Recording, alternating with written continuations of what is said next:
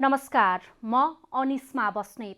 नमस्कार, म कावेरी पौडेल। राति 8 बजेको जनता समाचारमा तपाईलाई स्वागत छ। सबैभन्दा पहिले प्रमुख समाचार।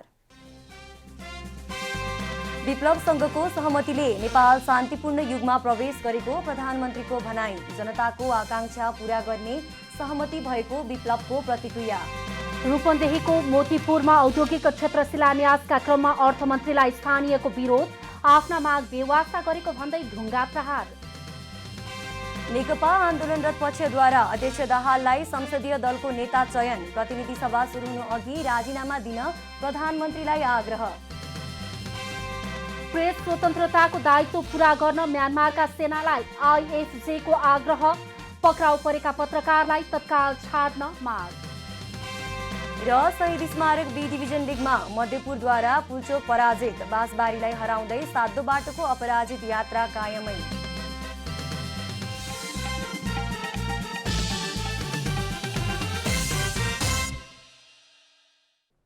अब पूरा समाचार।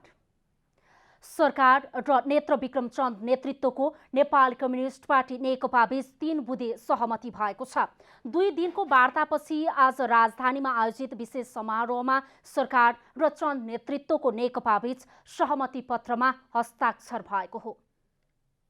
शुक्रबार काठमाडौँको राष्ट्रिय सभागृहमा सरकार र नेत्रविक्रम चन्द विप्लव नेतृत्वको नेकपासँग 3 बुँदे सहमति पत्रमा हस्ताक्षर भएको छ। हस्ताक्षर समारोहमा बोल्दै प्रधानमन्त्री केपी शर्मा ओलीले विप्लव नेतृत्व नेकपासँग सहमतिसँगै नेपाल शान्तिपूर्ण युगमा प्रवेश गरेको बताउनुभयो।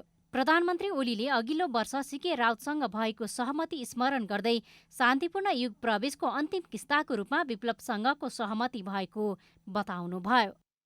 आज जुन घटना घटेको छ, जुन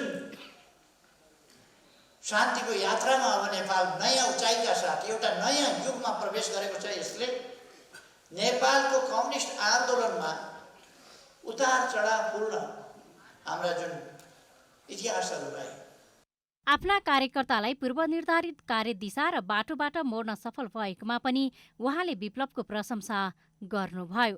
प्रधानमन्त्री ओलीले शान्तिपूर्ण राजनीतिमा आएर ऐतिहासिक र साहसिक काम गरेको भन्दै नेकपाका महासचिव विप्लवलाई धन्यवाद दिनुभयो। यस खुला परिवेशमा र शान्तिपूर्ण राजनीतिको यस राष्ट्रिय राजनीतिको मूलधार उहाँलाई स्वागत गर्न चाहन्छु। मलाई विश्वास छ यस राजनीतिमा पौडी खेल्न विप्लवलाई आउँछ। समारोहलाई सम्बोधन गर्दै नेकपाका महासचिव विप्लवले सरकारसँगको 3 बुँदे सहमति र हस्ताक्षर केवल पार्टी र नेताबीच मात्र नभएर जनताको आकांक्षा पूरा गर्ने सहमति भएको बताउनुभयो। कसैले पनि नेपालको बारेमा नजिकबाट आत्मत्व ठानेर निर्णय गर्छु भन्दाखेरि नपाउने स्थिति जो नेपालमा बनेको छ, यो परिवेशलाई अन्त्य गर्न नेपाली जनतालाई एकचोटिको अधिकार प्रयोग गर्न दिनुपर्छ। हाम्रो अहिले पनि यो दृष्टिकोण छ।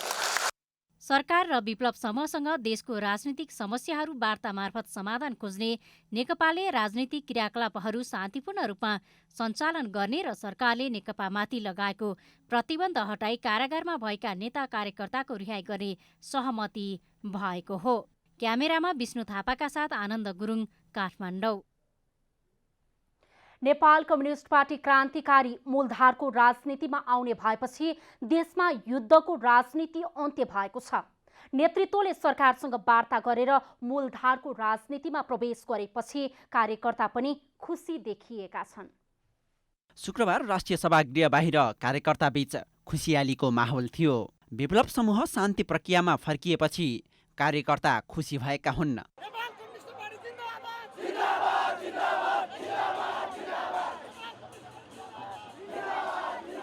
प्रतिबन्धमा पर्दा कार्यकर्तालाई पनि कम त गाह्रो थिएन। उनीहरू बिरामी परेर अस्पताल जान पनि गिरफ्तार हुने हो कि भन्दै डराउनु पर्थ्यो। नेता कार्यकर्ताहरूले तपाईको प्रतिबन्ध फिल गर्यो, प्रतिबन्ध भोग्यो, जसले चाहिँ तपाईको उपचार गर्न हस्पिटल आउँदाखेरि गिरफ्तार परिया छ हैन। विभिन्न किसिमका आफ्ना व्यक्तिगत कामहरू गर्न नपाइने, रोडमा आउन नपाउने, हामी देखिन नपाउने स्थिति थियो। यता शुक्रबार मात्रै हिरासत मुक्त हुनुभएका सञ्जीव नेपाली पनि खुसी हुनुहुन्छ। उहाँ राज्यले आफूलाई विचारकै आधारमा पक्राउ गर्नु न्यायोचित नभएको भन्दै अब सरकार सुध्रिनुपर्ने बताउनुहुन्छ। सरकारले हाम्रो पार्टीमाथि एकदम प्रतिबन्धित बनायो, त्यसको एकदम पुष्टि गर्न सकेन, जस्टिफाई गर्न सकेन। एकदम चाहिँ एउटा कुरो, जुन ठाउँमा एकदम चाहिँ राज्य सत्ता थियो त्यो ठाउँबाट एकदम चाहिँ आज ढिलै भए पनि एकदम चाहिँ यो राज्य सत्ताले बुझेको छ। यो चाहिँ पुष्टि नगर्ने कुराहरूलाई त्यति धेरै लामो बनाइराख्नुपर्ने आवश्यक छैन। उमेरले पाको देखिनुहुने गणेश बजगाई जनयुद्धकालमा पुष्पकमल दाहाल तथा बाबुराम भट्टराई सँगै हुनुहुन्थ्यो। दाहाल र भट्टराईले जनयुद्धको उद्देश्य पूरा नगरेको भन्दै पछिल्लो सहमतिले आफ्ना माग र उद्देश्य पूरा गर्ने उहाँको विश्वास छ। त्यो आज त्यो क्रान्ति सम्पन्न भएको भए आज यो देशले दुःख पाउँदैन थियो, हामीले दुःख पाउँदैन थियो होइन, देशले त दुःख पाउँदैन थियो नि। हो आज यो फेरि यसरी चाहिँ यो क्रान्तिलाई अगाडि बढाउनु पर्दैन थियो है। त्यो भएको हुनाले उहाँहरूले क्रान्तिलाई बिचमा छोडेको हुनाले अब हामीले यसलाई सम्पूर्ण गर्ने हो। नेपालले पटक पटक युद्ध खेप्यो, धेरै नागरिकले अकालमा ज्यान गुमाउनु पर्यो, थुप्रैले अङ्गभङ्ग हुनु पर्यो, राज्यका अरबौं सम्पत्ति क्षति भयो। वर्तमान सरकारले पृथकतावादी विचारधाराका सिके राउतदेखि नेत्रविक्रम चन्द विप्लवसम्मलाई मूलधारको राजनीतिमा ल्याउनु सकारात्मक विषय हो। क्यामेरा ब्युरोका साथ ऋषि खतिवडा, काठमाडौँ।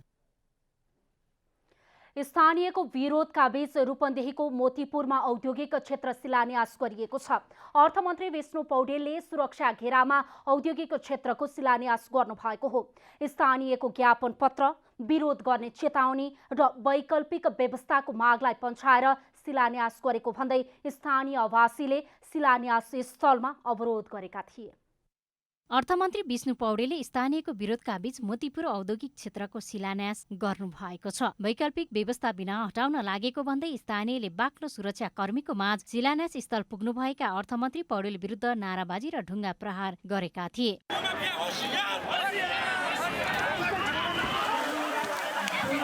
शिलान्यास पछिको समारोहमा नाराबाजीका बीच उद्योग मन्त्री लेखराज भट्टले सम्बोधन गरे पनि अर्थमन्त्री पौडेलले भने पूरा बोल्न पाउनु भएन। स्थानीयले मञ्चमा ढुङ्गा प्रहार गर्नुका साथै बिजुलीको लाइन काटिदिएपछि अर्थमन्त्री पौडेल सम्बोधन बीचमै रोकेर निस्कनुभयो। कार्यक्रम सकेर निस्कँदा पनि अर्थमन्त्री पौडेल चढेको गाडीमाथि स्थानीयले ढुङ्गा प्रहार गरेका थिए। कार्यक्रम सकिए लगत्तै स्थानीयले शिलान्यास स्तम्भ समेत तोडफोड गरेका छन्। आफूहरूले जोतभोग गरेको जग्गा औद्योगिक क्षेत्रको नाममा गएको भन्दै स्थानीयले सुरुदेखि नै विरोध जनाउँदै आएका थिए। भात खान आउँदाखेरि नि हातले खान नभएर चम्चाले खान्थ्यौँ हामीले भात। त्यस्तो गराएर बचाएका जग्गालाई आज आएर शिलान्यास गर्ने, आज आएर शिलान्यास गर्ने।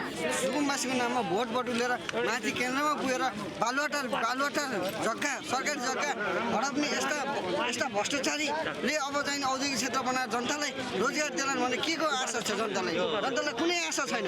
त्यसकारण यहाँको जनताहरूले धेरै बुझिसक्नु भएको छ। उद्घाटन शिलान्यास चाहिँ जनताको चित्त बुझाएर ठिकै छ, औद्योगिकै राख्ने हो भने मैले त भन्छु पर्यटक उद्योग राख्नु, अब होइन उद्योगै राख्ने हो भने पनि जनताको समस्या समाधान गरेर मात्रै यो काम गर्नुहोस्। अन्यथा चाहिँ जनता चाहिँ आक्रोशित छन्, जे पनि हुन्छ जनतालाई खुन खराबा यो तकलिफ चाहिँ नदिनुहोस् प्लिज भन्छु मैले। बिहिबार राति कार्यक्रम स्थलको मञ्च समेत स्थानीयले भत्काइदिएका थिए। प्रहरी र स्थानीय बीच भएको झडपमा कम्तीमा 10 स्थानीय, 2 प्रहरी घाइते भएको बताइएको छ। यता स्थानीयले शिलान्यास गरिएको क्षेत्र भत्काएपछि अर्थमन्त्री पौडेलले पत्रकार सम्मेलन गरी विकास विरोधीहरूले स्थानीयलाई सरकार विरुद्ध उचालेको आरोप लगाउनुभयो।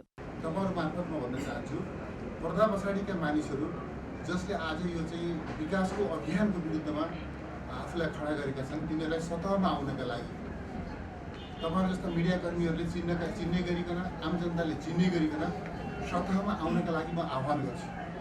मोतीपुर औद्योगिक करिडोरका लागि अतिक्रमण गरेको 813 बिघा जमिनमध्ये 250 बिघा जमिनमा विगत 55 वर्षदेखि 3000 घर परिवार बस्दै आएका छन्। स्थानीयको विरोधका बीच सुरक्षा घेरामा आयोजना त शिलान्यास भएको छ, तर यसले औद्योगिक क्षेत्रको आगामी निर्माण सहजै हुन भने कठिन देखिन्छ। रूपन्देहीबाट प्रतीक पौडेलको रिपोर्ट।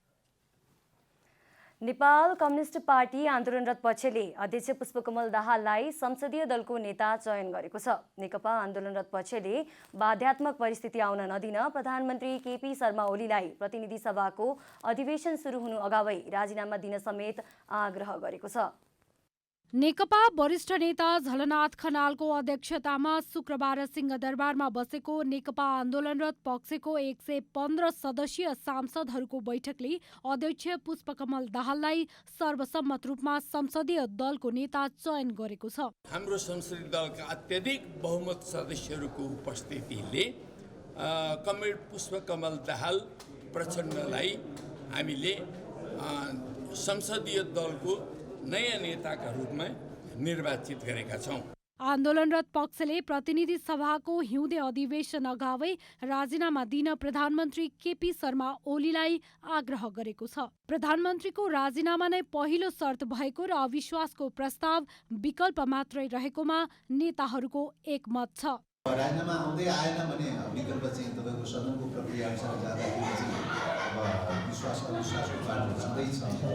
तर त्योभन्दा अगाडि चाहिँ हाम्रो आग्रहको जोड चाहिँ के छ भने उहाँबाट राजीनामा आउनेछ भन्ने कुरा पनि दिन सकिन्छ। यसअघि नेकपा संसदीय दलको नेतामा केपी शर्मा ओली रहनु भएको थियो। तर नेकपा आन्दोलनरत पक्षले पुस 8 गते ओलीलाई पार्टी साधारण सदस्य समेत नरहने गरी कारबाही गरेको थियो। आन्दोलनरत पक्षले शुक्रबार नै निर्वाचन आयोग पुगेर आफूहरूको बहुमत सदस्य रहेको र ओली पक्षसँग गणपूरक संख्या समेत नरहेको दावी गर्दै छिटो फैसला सुनाउन दबाब दिएको छ। हामीले लिखित रूपमै यो हामीले यति पटक हामीले त्यो सुरुवातदेखिको यो सबै हिस्ट्री राखेर तत्काल यसको निरूपण सम्बन्धी कारबाही प्रोसेस सुरु गर्न भनेर हामीले आज निवेदन फेरि दर्ता। आन्दोलनरत पक्षले गत पुस 8 गते नै संसदीय दलको बैठक बसेर अध्यक्ष दाहाललाई संसदीय दलको नेता चयन गरेको थियो। तर सर्वोच्च अदालतले प्रतिनिधि सभा पुनर्स्थापनाको फैसला गरेसँगै प्रक्रियागत रूपमा पुनः संसदीय दलको नेता चयन गर्नुपरेको आन्दोलनरत समूहको दाबी छ। क्यामेरामा जयराज थपलियाका साथ रूपा घिमिरे, काठमाडौँ। नेपाल कम्युनिस्ट पार्टी आन्दोलनरत पक्षले दलको विवाद अविलम्ब निरूपण गर्न निर्वाचन आयोग समक्ष आग्रह गरेको छ। शुक्रबार नेकपाका अध्यक्षद्वय पुष्पकमल दाहाल र माधव कुमार नेपालले संयुक्त रूपमा पत्र लेखी दलको विवाद छिट्टै निरूपण गर्न आग्रह गर्नुभएको हो। राजनीतिक दल सम्बन्धी ऐन 2073 को दफा 43 र 44 अन्तर्गत दलको विवाद निरूपणको निम्ति आग्रह गरिएको छ। नेकपाका तर्फबाट नेताहरू लीलामणि पोखरेल, राजेन्द्र पाण्डे, रामनारायण बिडारी र मुक्ति निर्वाचन आयोग पुग्नु भएको थियो। नेकपा नेता लीलामणि पोखरेलले आफूहरू नेकपाको औपचारिक पत्र लिएर निर्णय छिटो गर्न ताकेता गर्नका लागि निर्वाचन आयोगमा पुग्नु भएको बताउनुभयो।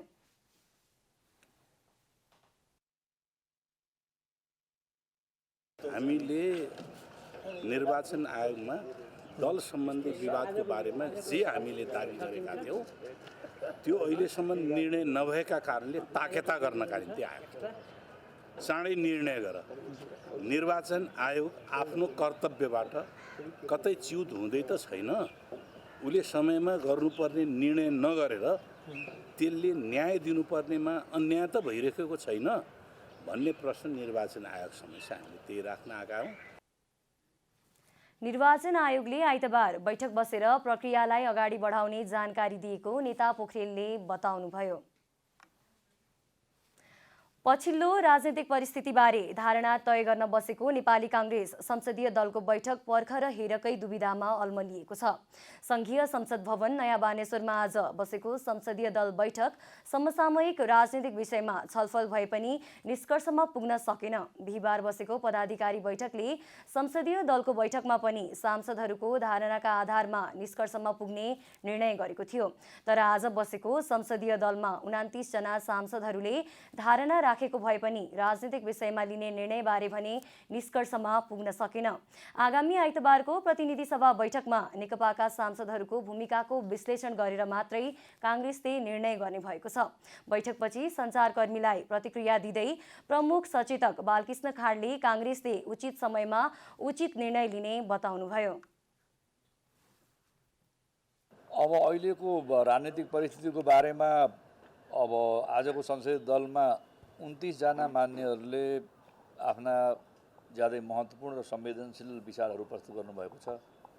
त्यसलाई चाहिँ हाम्रो संसदीय दल र पार्टीले बडो गम्भीरतापूर्वक लिनेछ र मान्यजीहरूले व्यक्त गर्नुभएका सुझाव, सल्लाह, धारणा र प्रस्तुतिलाई ध्यानमा राखेर यस सम्बन्धमा नेपाली काङ्ग्रेसले उचित समयमा उचित निर्णय गर्छ भन्ने नै चाहिँ हाम्रो ठहर छ। बैठकले प्रतिनिधि सभा पुनर्स्थापना गर्ने सर्वोच्च अदालतको फैसलाले संविधानवाद र लोकतन्त्रको विजय भएको निष्कर्ष निकालेको छ। त्यसैगरी कोभिड-19 को खोप सबैलाई दिलाउने गरी बन्द मिलाउन र कोभिडको समयदेखि बन्द भएका सीमा नाकाहरू स्वास्थ्य सतर्कताको मापदण्ड अपनाएर अविलम्ब सञ्चालनमा ल्याउन सम्बन्धित निकायको ध्यानाकर्षण गराएको छ। नारायणगढ मुगलिन सडक खण्ड आउँदो आइतबारदेखि एक सातासम्म दिउँसोको समयमा 4.5 घण्टा बन्द हुने भएको छ। मुगलिन नारायणगढ सडक आयोजना कार्यालयका अनुसार फागुन 23 गतेदेखि 29 गतेसम्म बिहान 10:30 देखि 3 बजेसम्म सडक दुईतर्फी रूपमै बन्द हुनेछ। यो सडक खण्डको 4 किलोमा पहिरो रोकथामको काम गर्नुपर्ने भएकाले सडक बन्द गर्न लागि आयोजनाले जनाएको छ। सो अवधिभर नारायणगढ तर्फबाट गएका सवारी साधन जलभिरे र मुगलिन तर्फबाट आउने सवारी साधनलाई मुगलिन नजिक शान्ति बजारमा रोकिने जिल्ला ट्राफिक प्रहरी कार्यालय चितवनले जनाएको छ।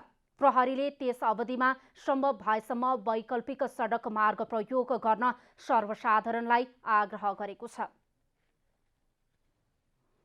नेपालमा यौनजन्य हिंसा सम्बन्धी कानुनमा रहेको कमी कमजोरीका कारण महिला तथा बालबालिका बलात्कृत हुने गरेको विज्ञहरूले ठहर गरेका छन्। 111औं अन्तर्राष्ट्रिय महिला दिवसको अवसरमा आयोजित अन्तर्क्रियामा देशमा एकै दिन 7 जना महिला तथा बालिका बलात्कृत हुने गरेको तथ्याङ्क प्रस्तुत गरिएको छ। यसको प्रमुख कारण बलात्कार तथा यौनजन्य हिंसा सम्बन्धी नीति नियम कठोर बनाइए पनि कार्यान्वयनमा कमी देखिनु रहेको सरकारवालाहरूले बताएका छन्। बलात्कारी विरुद्ध समय सापेक्ष कानुन ल्याइनु र वर्तमान कानुनलाई संशोधनको खाँचो अपरिहार्य रहेको कार्यक्रममा बताइएको छ। यहाँहरूको पनि सार्ने भूमिका हुनेछ र यहाँ सबैजना मिलेर यस्ता खालका हिंसाहरूलाई अन्त्य गर्नुपर्छ भन्ने मेरो बुझाइ छ।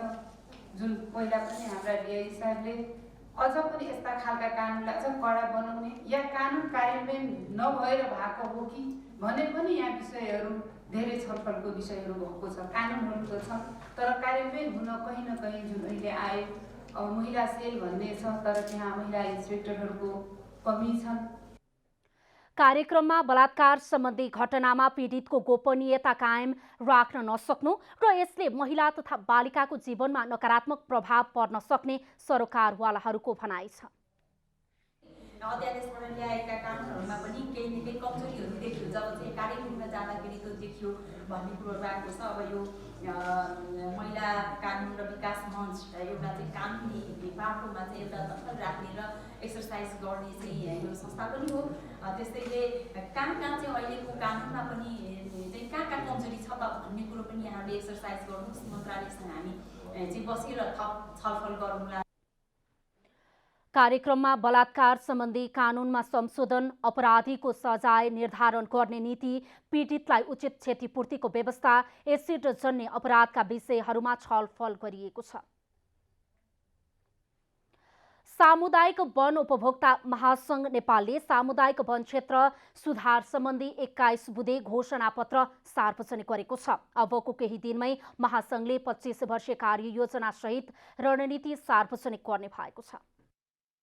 शुक्रबार राजधानीमा पत्रकार सम्मेलन गरी सामुदायिक वन उपभोक्ता महासंघ नेपालले विभिन्न 21 बुँदे घोषणा पत्र मार्फत सामुदायिक वन क्षेत्रका चुनौती र सुधारका विषय सार्वजनिक गरेको छ। वनमाथि सामुदायिक अधिकारका लागि सामुदायिक वनलाई राष्ट्रिय गौरवको कार्यक्रममा राखी दिगो वन व्यवस्थापन गर्नुपर्ने वन ऐन 2076सँग बाजिने निर्देशिका कार्यविधि खारेज गर्दै वन पैदावारको परिचालनमा लगाएका सबै प्रतिबन्ध हटाउन माग गरिएको छ। सामुदायिक वन समुदायलाई हस्तान्तरण गर्नुपर्ने, विभिन्न प्रदेश सरकारले लगाउने गरेको वन पैदावार शुल्क तत्काल हटाइनुपर्ने, सामुदायिक वनमा रहेको आयकर प्यानको झन्झट हटाउनुपर्ने माग महासंघको छ। पहिला द्रुत गतिमा सामुदायिक वन हस्तान्तरण गरेर ट्रेन हुन्थ्यो भने अहिले सामुदायिक वन समुदायलाई हस्तान्तरण गर्ने ट्रेन चाहिँ फस्किएको छ। त्यसले गर्दाखेरि सरकारले कार्ययोजना परिमार्जनको कुरामा ढिलासुस्ती नगरिकन समुदायलाई वन हस्तान्तरण गर्ने कुरा अगाडि बढाउनुपर्छ भनेर किनकि वन विकास परियोजना 61% वन क्षेत्र चाहिँ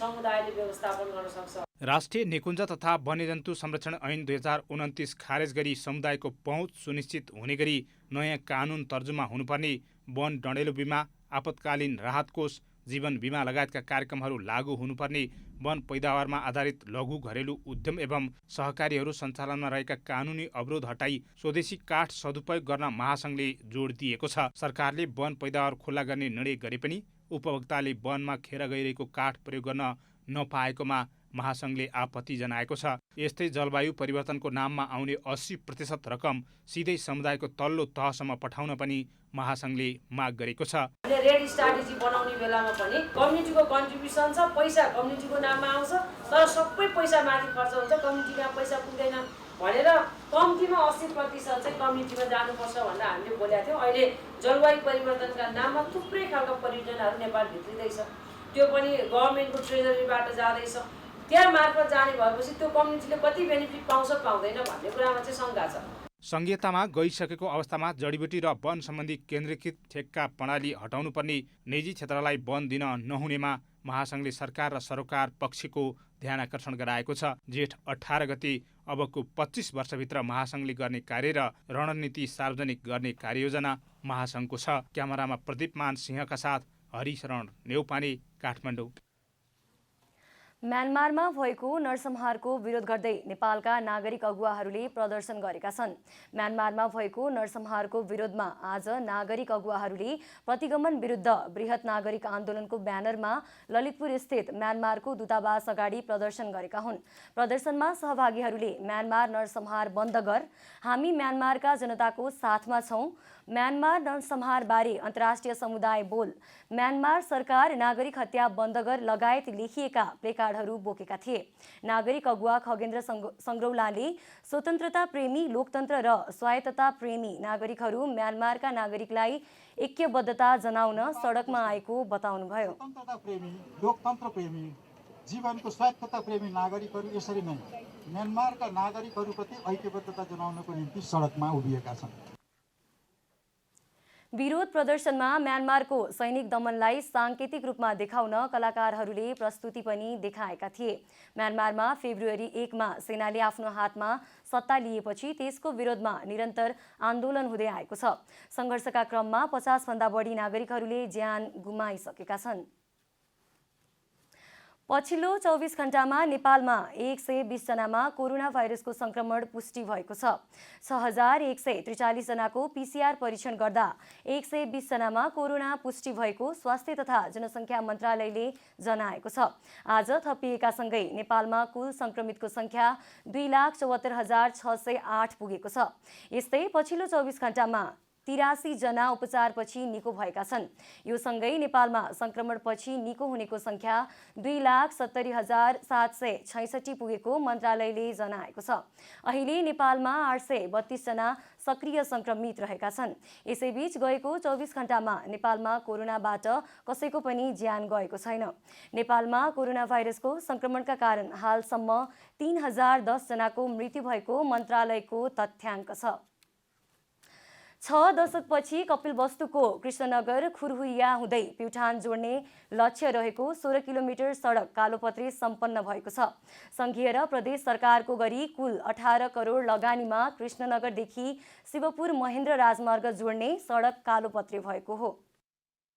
6 दशकपछि संघीय र प्रदेश सरकारको 18 करोड ठेक्का सम्झौतामा मोतीदान पिटिआर जेबी र अर्घाखाँची बाबुल जेबीले कपिलवस्तुको कृष्णनगरदेखि खुरहुरिया हुँदै शिवपुर महेन्द्र राजमार्ग जोड्ने सडक कालोपत्रे भएसँगै स्थानीय बासिन्दा हर्षित भएका छन्। 2013 सालमा तत्कालीन राजा महेन्द्रले सुरु गरेको कपिलवस्तुको कृष्णनगर खुरहुरिया हुँदै प्युठान जोड्ने सडकको यो खण्ड लामो समयदेखि कालोपत्रे नहुँदा स्थानीयले शास्ति पाउँदै आएका थिए। यो बाटो बनेपछि बहुत हामीलाई सबैलाई फाइदा भइरह।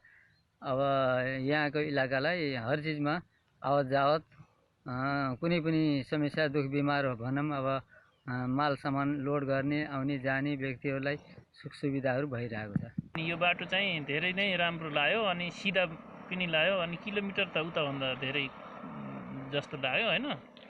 बाटो एकदम कहीँ एकदमै सिधा पनि एकदम खुल्ला के बाटो केही भिडभाड नै।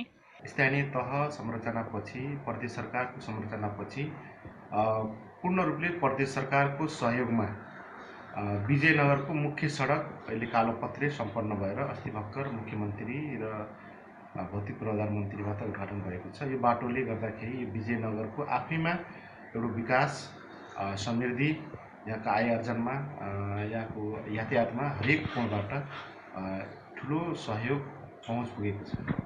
कतिपय राजनीतिक दलका उम्मेद्वारले चुनावै पेक्ष सडक कालोपत्रे गरिदिने आश्वासन समेत बाँड्ने गर्दथे। सडक कालोपत्रे भएसँगै स्थानीयको जीवन स्तरमा समेत परिवर्तन हुने आशा गरिएको छ। पूर्व पश्चिम राजमार्गमा हुने सडक जामको समयमा वैकल्पिक मार्गका रूपमा समेत यो सडक प्रयोगमा आउनेछ। कपिल वस्तुबाट विकास बन्जारेको रिपोर्ट। अब आर्थिक समाचार। आर्थिक समाचारका साथमा अर्घाखाँची ओपिसी सिमेन्ट, सबैभन्दा स्तरीय सिमेन्ट।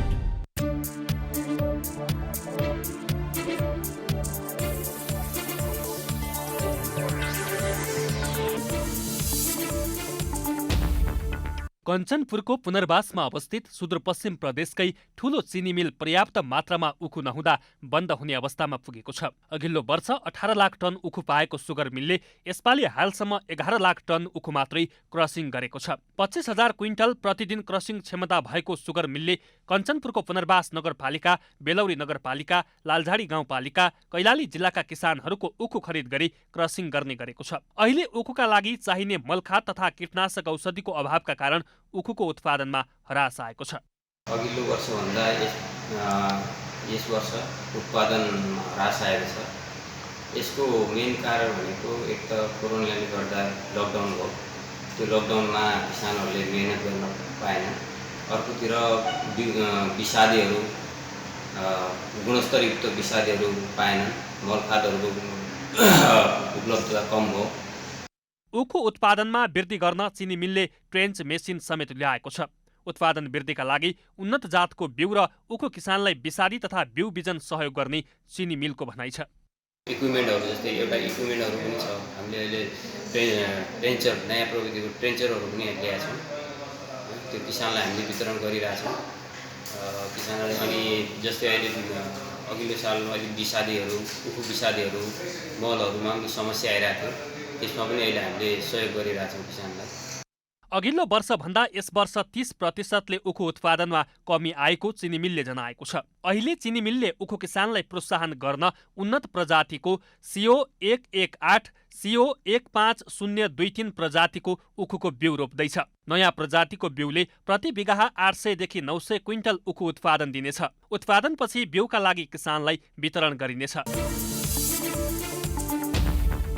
शुक्रबार तोलामा 900 रुपियाँले घटेर सुनको मूल्य 8 महिना अघिको बिन्दुमा आइपुगेको छ। बिहिबार तोलामा 1000ले घटेको सुनको मूल्य शुक्रबार पनि घटेको हो। बजारमा छापावाला सुन प्रति तोला 85,600 रुपियाँमा कारोबार भएको नेपाल सुन चाँदी व्यवसायी महासंघले जनाएको छ। बिहिबार छापावाला सुन प्रति तोला 86,500 रुपियाँमा कारोबार भएको थियो। शुक्रबार तेजाबी सुन प्रति तोला 85,150 रुपियाँमा कारोबार भएको छ। चाँदीको मूल्य तोलामा 35 रुपियाँले घटेर प्रति तोला 1,250 रुपियाँमा कारोबार भएको महासंघले जनाएको छ। अन्तर्राष्ट्रिय बजारमा मूल्य घटेर सुन प्रति औँस $1,697 हाराहारीमा कारोबार भइरहेको छ।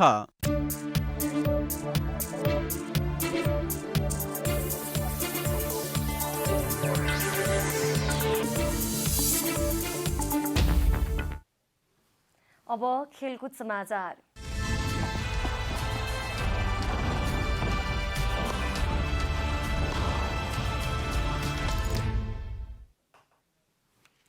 शहीद स्मारक बी डिभिजन लिग फुटबलमा शुक्रबार मध्यपुर युथ एसोसिएसन र सातोबाटो युथ क्लबले जित निकालेका छन्।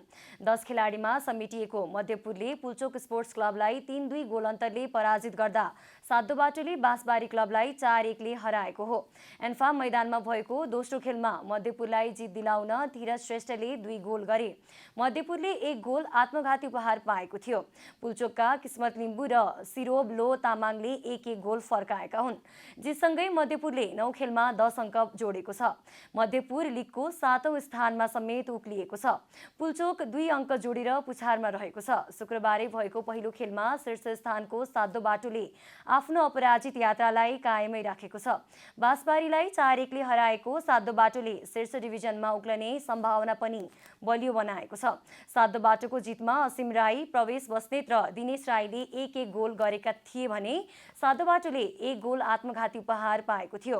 9 खेलमा 8 जित र 1 बराबरी खेलेको सातो बाटोको 25 अङ्क छ। तेस्रो स्थानको बाँसबारीको प्रतियोगितामा दोस्रो हार हो। अब मौसम समाचार।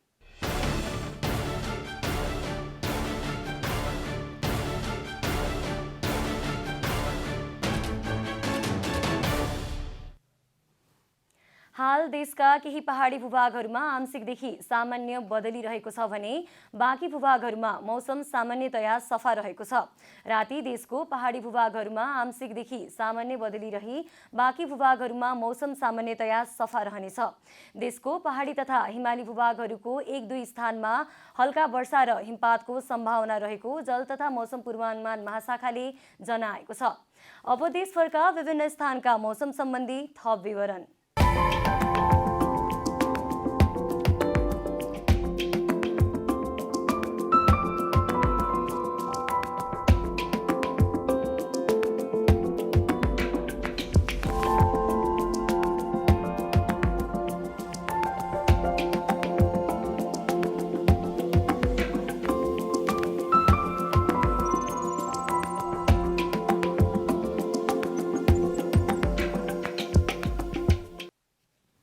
अन्त्यमा आजको डायरी। सरकार र नेत्रविक्रम चन्द नेतृत्वको नेपाल कम्युनिस्ट पार्टी नेकपा बीच 3 बुँदे सहमति भएको छ। 2 दिनको वार्तापछि आज राजधानीमा आयोजित विशेष समारोहमा सरकार र चन्द नेतृत्वको नेकपा बीच सहमति पत्रमा स्वाक्षर भएको हो। नेकपा वरिष्ठ नेता झलनाथ खनालको अध्यक्षतामा शुक्रबार सिंहदरबारमा बसेको नेकपा आन्दोलनरत पक्षको 115 सदस्यीय सांसदहरूको बैठकले अध्यक्ष पुष्पकमल दाहाललाई सर्वसम्मत रूपमा संसदीय दलको नेता चयन गरेको छ। आन्दोलनरत पक्षले प्रतिनिधि सभाको हिउँदे अधिवेशन अगावै राजीनामा दिन प्रधानमन्त्री केपी शर्मा ओलीलाई आग्रह समेत गरेको छ। पछिल्लो राजनीतिक परिस्थितिबारे धारणा तय गर्न बसेको नेपाली कांग्रेस संसदीय दलको बैठक पर्ख रहेरकै दुविधामा अल्मलिएको छ। संघीय संसद भवन नयाँ बानेश्वरमा आज बसेको संसदीय दल बैठक समसामयिक राजनीतिक विषयमा छलफल भए पनि निष्कर्षमा पुग्न भने सकेन। अफगानिस्तानको जलालबाद शहरमा भएको 2 छुट्टा-छुट्टै आक्रमणमा एक महिला चिकित्सक सहित 8 जनाको मृत्यु भएको छ। चिकित्सकको एक बम आक्रमणमा मृत्यु भएको हो भने अन्यको हतियारधारीको गोली आक्रमणमा मृत्यु भएको अन्तर्राष्ट्रिय सञ्चार माध्यमहरूले जनाएका छन्। शहीद स्मारक बी डिभिजन लिगमा शीर्ष स्थानको सातो बाटोले आफ्नो अपराजित यात्रालाई कायमै राखेको छ। सातो बाटो स्थित इन्फा मैदानमा भएको खेलमा बाँसबारी क्लबलाई 4-1 ले हराउँदै सातो बाटोले अपराजित यात्रालाई कायमै राखेको छ।